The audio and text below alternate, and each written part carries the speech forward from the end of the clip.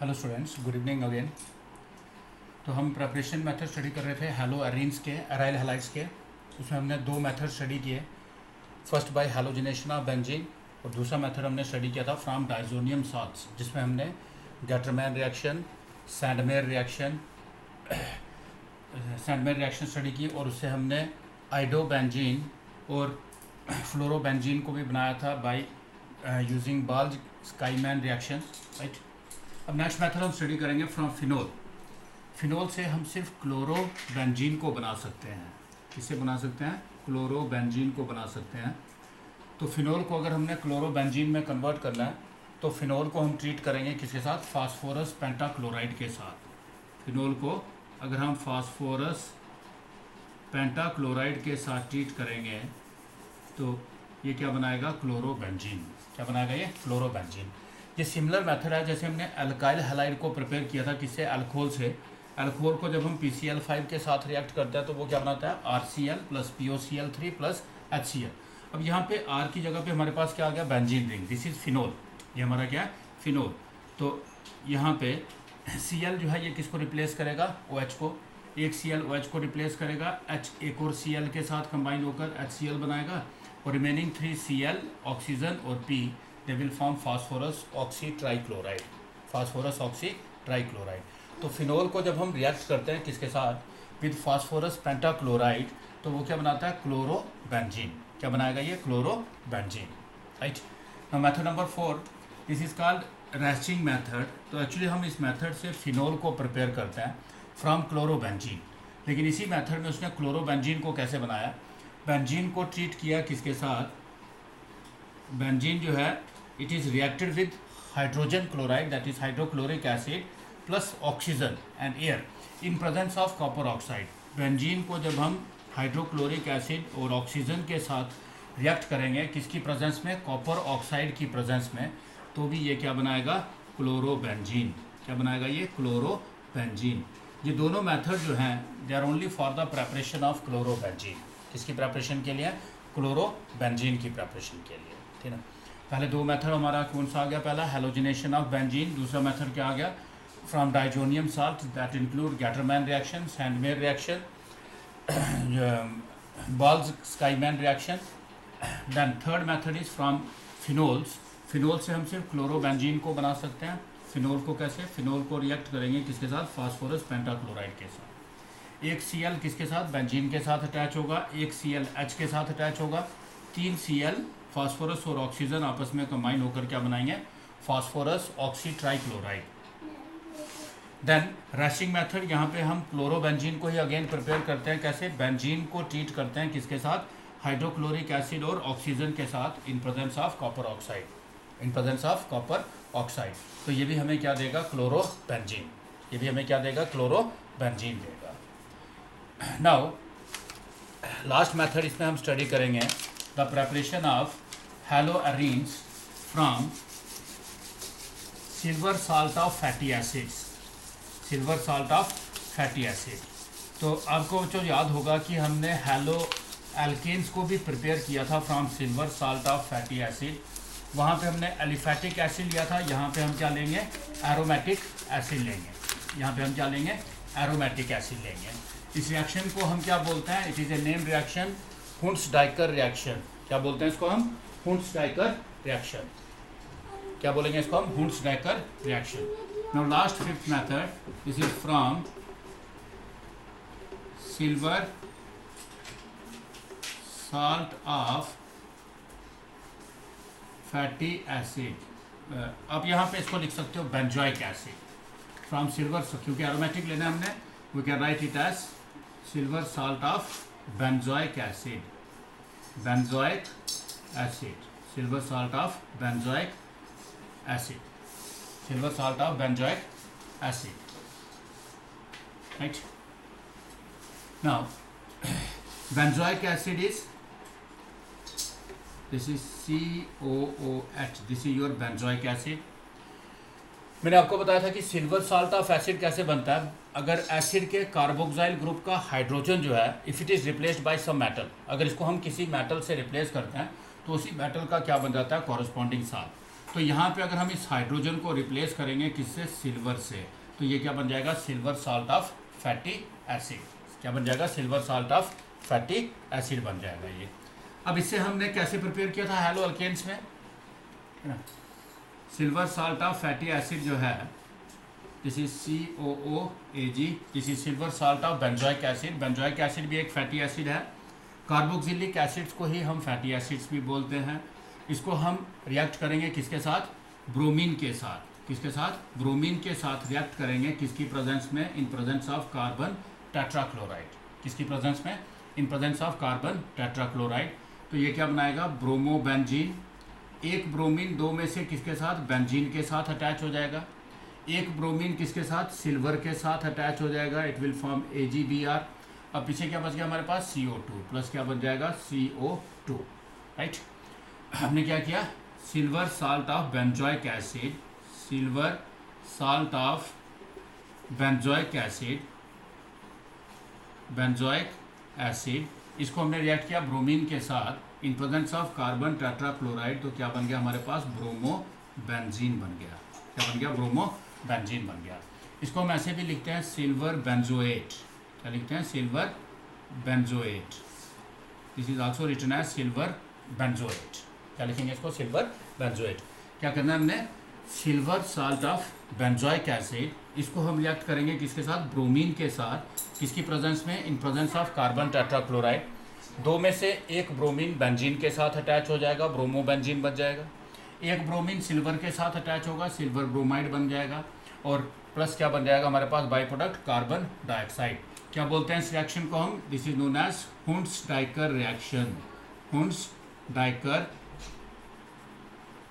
Reaction, और इसको हम हुंड्स-डाइकर रिएक्शन भी बोलते हैं, और हुंड्स-डाइकर रिएक्शन, हुंड्स-डाइकर रिएक्शन। तो ये थी प्रेपरेशन मेथड किसके, हैलो एरीन्स के। किसके, हैलो एरीन्स के 5 मेथड आए।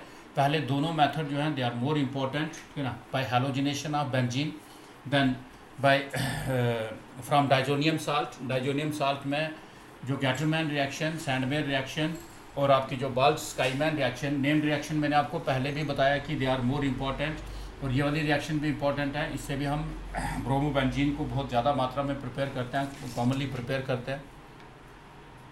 क्लियर है स्टूडेंट्स, नोट कर लिया सबने ये, ओके। अब इसके बाद हम स्टडी करेंगे chemical properties of hello arenes. Chemical properties of hello arenes. Physical properties को आप खुद स्टडी करोगे, नोट्स में से, मटेरियल में से स्टडी करोगे। Chemical properties of hello arenes, chemical properties of hello arenes. जैसे हमने हैलो एल्केन्स की केमिकल प्रॉपर्टीज़ को हमने डिफरेंट कैटेगरीज में डिवाइड किया था, वैसे ही हम हैलो एरीन्स की प्रॉपर्टीज़ को भी डिवाइड करेंगे, प्रॉपर्टीज़ कैटेगराइज करेंगे इनको, of hello arenes, of hello arenes. ठीक है, इनको भी हम 4 कैटेगरीज में डिवाइड करेंगे। फर्स्ट वन जो है, this is nucleophilic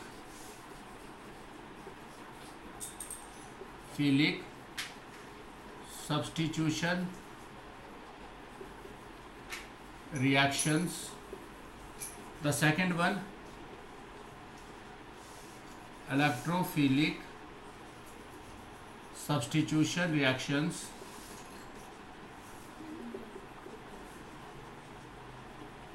Third one, the reactions with metals, and the last one is reduction reaction. Last one is reduction reaction. ठीक है, जैसा हमने हैलो एल्केन्स में स्टडी किया था, हैलो एल्केन्स की केमिकल प्रॉपर्टीज़ को हमने 4 कैटेगरीज में डिवाइड किया था। न्यूक्लियोफिलिक सब्स्टिट्यूशन रिएक्शन वो सबसे ज़्यादा थी, फिर उसके बाद हमने एलिमिनेशन रिएक्शन हमने स्टडी की थी, राइट। अब यहाँ पर एलिमिनेशन रिएक्शन नहीं है, यहाँ पे इलेक्ट्रोफिलिक सब्स्टिट्यूशन रिएक्शन आएगी, राइट। थर्ड रिएक्शन विद, वहाँ पे भी रिएक्शन विद मेटल्स की थी, यहाँ पे भी रिएक्शन विद मेटल्स है। एंड फोर्थ, वहाँ पे भी रिडक्शन थी, यहाँ पे भी क्या है, रिडक्शन, यहाँ पे भी क्या है, रिडक्शन है। अब बच्चों आपने वहाँ पे देखा था कि जो न्यूक्लियोफिलिक सब्स्टिट्यूशन रिएक्शन जो थी बहुत ज़्यादा थी, बहुत सारी न्यूक्लियोफिलिक सब्स्टिट्यूशन रिएक्शंस आपने देखी थी, अबाउट हमने 10 रिएक्शन स्टडी की थी। यहाँ पे आपको इतनी रिएक्शन नहीं मिलेंगी, यहाँ पर आपको इतनी रिएक्शंस नहीं मिलेंगी। ऐसा क्यों होगा? जो हैलो एरीन्स जो हैं, ठीक है ना, हैलो एरीन्स जो हैं, ठीक है ना, नोट करना है इसको आपने। Halo arenes are much less reactive towards the nucleophilic substitution reactions than the haloalkanes.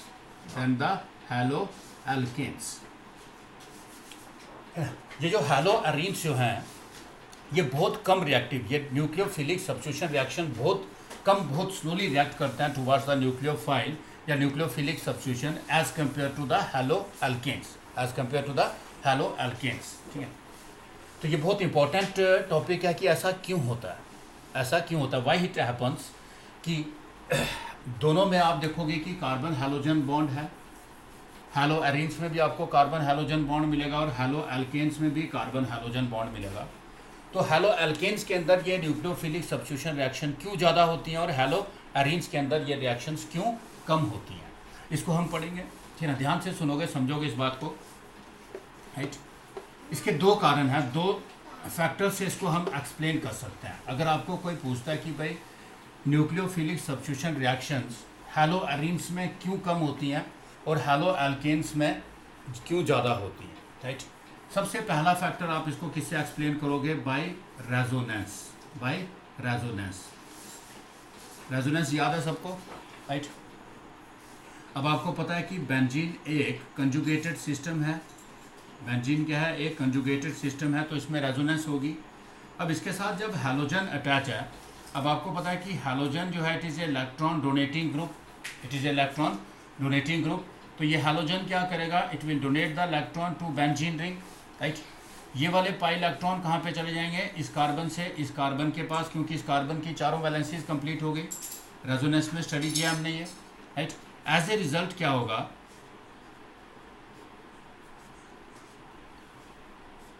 इस कार्बन और हैलोजन के बीच में क्या आ जाएगा? डबल बॉन्ड, और हैलोजन के ऊपर क्या आ गया? Positive charge. इस कार्बन के पास एक एक्स्ट्रा इलेक्ट्रॉन आ गया, लोन पेयर आ गया, तो इसके ऊपर क्या आ जाएगा? Negative charge. इसके ऊपर क्या आएगा? Negative charge. नाउ ये कार्बन क्या करेगा? इस इलेक्ट्रॉन पेयर को नेक्स्ट कार्बन को डोनेट करेगा, और ये कार्बन ये इलेक्ट्रॉन किसको दे देगा? इस कार्बन को। नाउ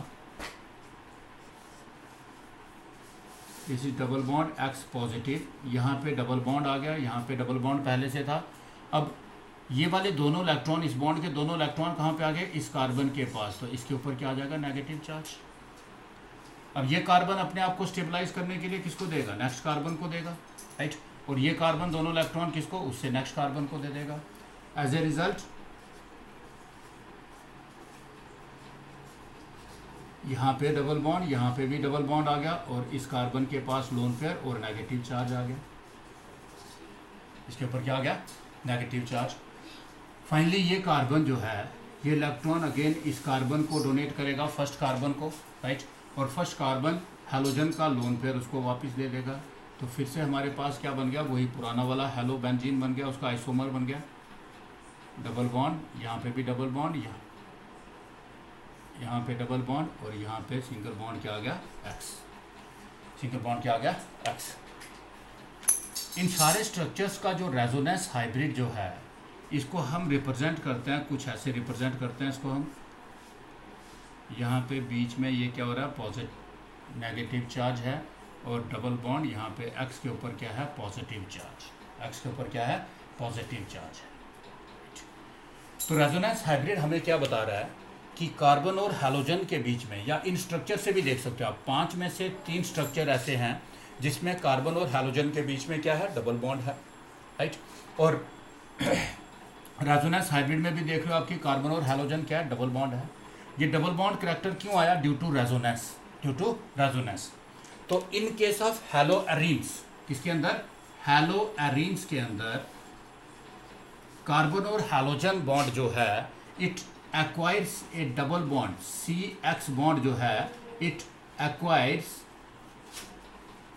ए डबल बॉन्ड करैक्टर, ए डबल बॉन्ड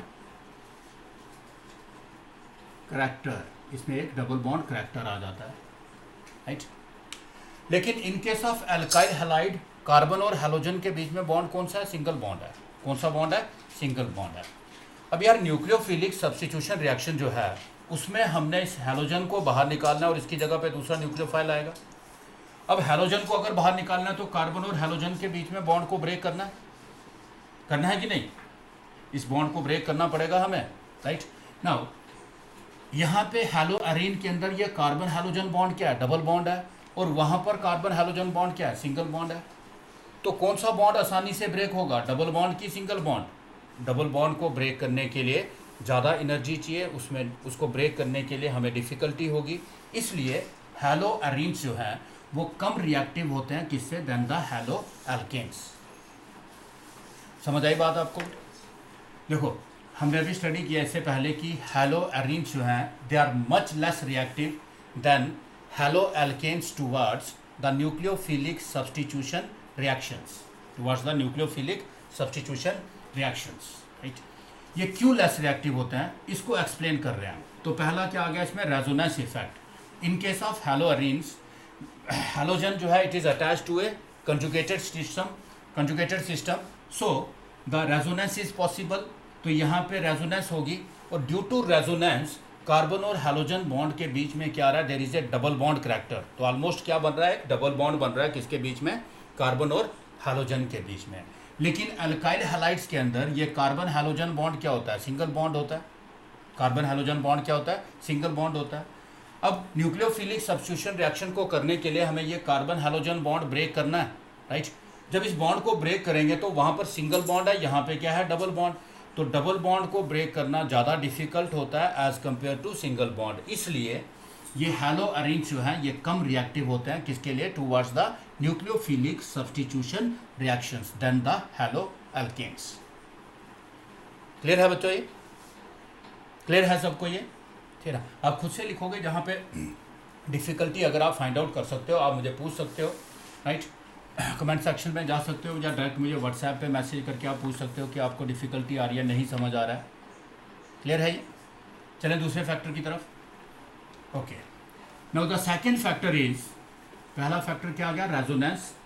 दूसरा फैक्टर जो है nature of CX bond, nature of CX bond. दोनों के अंदर CX बॉन्ड का नेचर जो है it is different, nature of CX bond. देखो हैलो एरीन्स जो हैं, हैलो एरीन्स के अंदर ये कार्बन जो है बेंजीन रिंग का, किसका, बेंजीन रिंग का जो कार्बन है it is a double bonded carbon, right.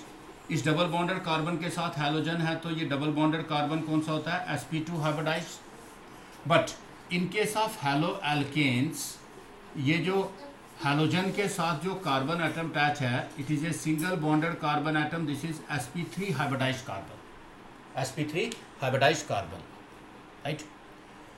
हमने ये स्टडी किया था 11th में, हमने पढ़ा था कि sp2 हाइब्रिडाइज्ड कार्बन जो है it is more electronegative than sp3 hybridised carbon. sp2 hybridised carbon वो ज़्यादा इलेक्ट्रोनेगेटिव होता है towards the then the sp3 hybridised carbon. Electronegativity क्या है, it is the power to और ability to attract the shared pair of electron, it is the ability to attract the shared pair of electron. अब इसकी electronegativity अगर greater है तो ये इन दोनों इलेक्ट्रॉन को ज़्यादा स्ट्रांगली अपनी तरफ खींचेगा, राइट। इसकी इलेक्ट्रोनेगेटिविटी कम है तो ये दोनों इलेक्ट्रॉन्स को कम पावर से खींचेगा, राइट। जो इलेक्ट्रॉन को ज़्यादा स्ट्रांगली खींच रहा है उसमें से हैलोजन को बाहर निकालना क्या हो जाएगा, मुश्किल हो जाएगा, क्योंकि हैलोजन ये इलेक्ट्रॉन लेकर बाहर नहीं जा पाएगा। और यहाँ पे इसकी इलेक्ट्रोनेगेटिविटी कम है तो ये हैलोजन आसानी से इलेक्ट्रॉन को लेके बाहर चला जाएगा। समझ आ रही है। इन केस ऑफ हैलो एरीन्स जो हमारा कार्बन हैलोजन बॉन्ड जो है, कार्बन जो कार्बन जिसके साथ हैलोजन अटैच है वो क्या होता है sp2 हाइब्रिडाइज्ड, और in case of halo alkanes जिस कार्बन के साथ हैलोजन अटैच है वो क्या होता है sp3 हाइब्रिडाइज्ड, वो क्या होता है sp3 हाइब्रिडाइज्ड। अब बच्चों sp2 हाइब्रिडाइज्ड कार्बन ज़्यादा इलेक्ट्रोनेगेटिव होता है किससे than the sp3 hybridized, right. It means कि sp2 हाइब्रिडाइज्ड कार्बन उस इलेक्ट्रॉन पेयर को जो कार्बन हैलोजन के बीच में जो इलेक्ट्रॉन पेयर जो है शेयर्ड पेयर ऑफ इलेक्ट्रॉन उसको ज़्यादा स्ट्रांगली अपनी तरफ खींचेगा, जिसके कारण यहाँ से हैलोजन का निकलना मुश्किल हो जाएगा और यहाँ से हैलोजन का निकलना क्या हो जाएगा, आसान हो जाएगा। जब हैलोजन का निकलना अगर मुश्किल है, हैलोजन को निकलने में अगर डिफ़िकल्टी होगी तो रिएक्टिविटी क्या हो जाएगी, लेस हो जाएगी। इसलिए हैलो अरेंज जो है वो कम रिएक्टिव होते हैं किससे, than the halo alkanes, than the halo alkanes. समझ आया आपको, ये क्लियर हुआ, राइट। देखो मैं फिर से बता रहा हूँ आपको दोनों फैक्टर्स। पहला फैक्टर था रेजोनेंस, ठीक है ना। मैंने आपको बताया कि जो हैलो अरेंज जो हैं वो हैलो एल्केन से बहुत कम रिएक्टिव होते हैं किसके लिए, towards the nucleophilic substitution reactions, towards the nucleophilic substitution reaction. या आप ऐसे बोल सकते हो कि halo arenes nucleophilic substitution reaction बहुत कम शो करते हैं as compare to halo alkanes. क्यों करते हैं ऐसा, राइट। तो पहला रीज़न आ गया रेजोनेंस। जो हैलो अरेंज जो है उसमें बेंजीन एक कंजुगेटेड सिस्टम है जिसमें कि रेजोनेंस हो जाती है, और रेजोनेंस की वजह से उसमें कार्बन हैलोजन बॉन्ड जो है उसमें क्या आ जाता है, double bond character. But halo alkanes में कार्बन हैलोजन बॉन्ड क्या होता है, सिंगल बॉन्ड। और हमें पता है कि एक सिंगल बॉन्ड को ब्रेक करना ज़्यादा आसान है as compare to double bond.